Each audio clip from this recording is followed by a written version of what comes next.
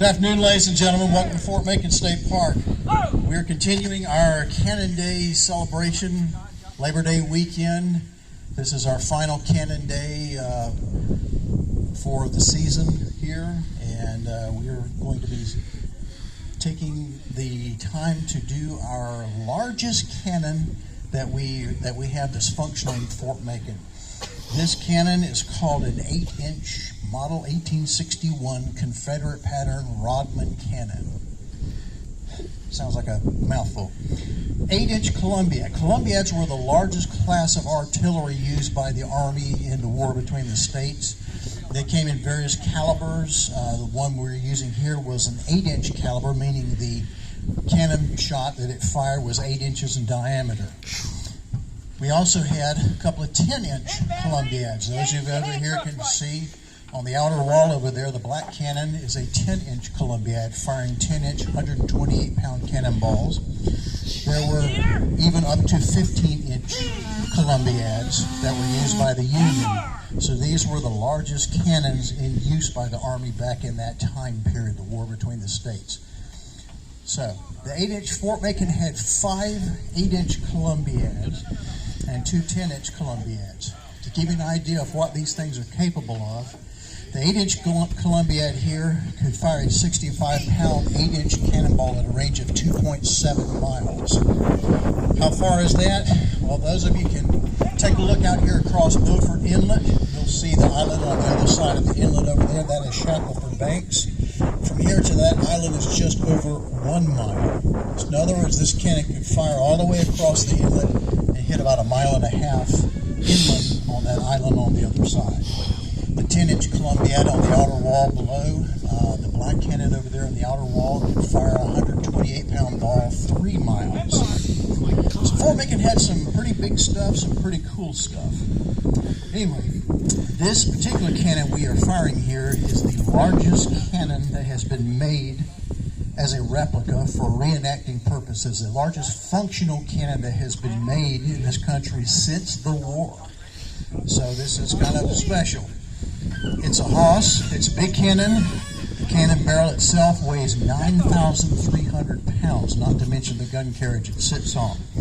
You see the number of men that it requires to move this thing forward, in, and out of battery. So it is a big cannon that requires a lot of muscle power to operate. But if you could fire this and hit the enemy, it's going to do tremendous damage. During the actual siege of Fort Macon, Union gunboats were in the ocean bombing Fort Macon. One of Fort Macon's 5 8-inch Columbiads, perhaps the one that even stood on this particular mount here, fired its cannonball. It hit the fleet commander's ship. The cannon 65-pound ball went through the side of the ship, through 2 decks into the engine room, missed the engine and main steam line of the ship by 6 inches, which would have disabled the ship, and almost passed completely out the bottom. So right after that happened, the fleet commander decided he'd had about enough of attacking Fort Macon. He turned his ships around and left the battle. Wow. You can hardly blame him with that kind of damage and so forth. So these guns were tremendously powerful, being able to almost shoot completely through a gunboat or a warship. The gun crew here has loaded the cannon. They've rolled it forward into battery, which is the firing position. Point is the command to turn the gun on the gunner's command to aim it back and forth. In just a few moments, what they're going to be doing when they get ready to fire, the command will be given ready. Now at that time, a primer will be inserted in the hole on top of the cannon. You folks probably know there is a hole on top of the cannon called a vent, and the primer goes in that hole. This is different from what you probably see in the movies. In the movies, when you fire an old-timey cannon like this, don't they always have a little fuse or a wick thing sticking out of the hole, and you light it with your matches or your Bic lighter, which, yeah, they had in 1861. No. Or if you're Clint Eastwood in The Good, Bad, the Ugly, you would use your cigar and light the fuse and spoon the cannon fires. Is that how it's really done? No. The these cannons are not fired with a fuse or a wick. They are fired with a mechanical detonator called a friction primer. The primer is explosive. It's inserted in the hole on top of the cannon. The number 3 cannoneer has a lanyard, a firing cord attached to the primer. At the command fire, he pulls the lanyard, the primer explodes, the cannon fires. Boom. That is how this works, not with a fuse or a wick. Ready! Now we are firing a half charge with this. We cannot fire a cannonball, unfortunately. I know you're disappointed, I am too, but it's just simply too much paperwork for me. We have plenty of little boats out there and people on the beach, and you know, we have found they kind of tend to take a dim view of things when you fire a 65-pound cannonball at them and all this kind of thing. So we will not actually be using cannonballs to fire live. We'll be firing a 5-pound gunpowder charge, and that is half the normal complement of what this can would actually use in combat. Now, we're almost ready to fire.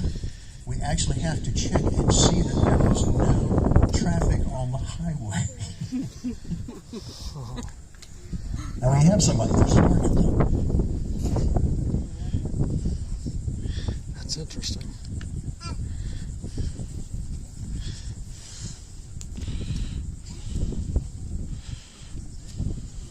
Okay, looks like we are all clear. This is a Model 1861 8-inch Columbiad being fired.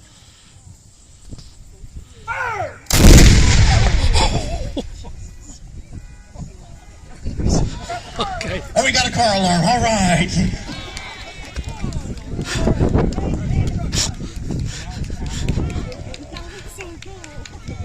So if that was a half charge, imagine a double charge, 10 pounds with